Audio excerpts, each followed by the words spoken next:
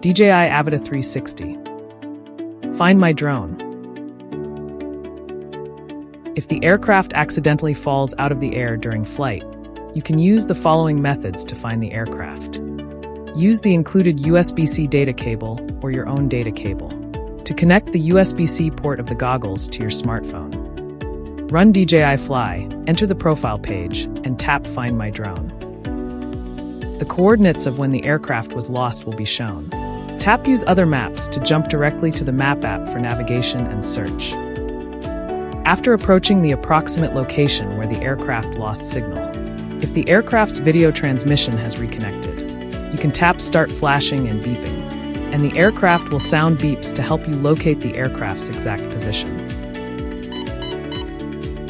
In the goggles, you can also make the aircraft beep by selecting Settings Safety, and then enable ESC beeping.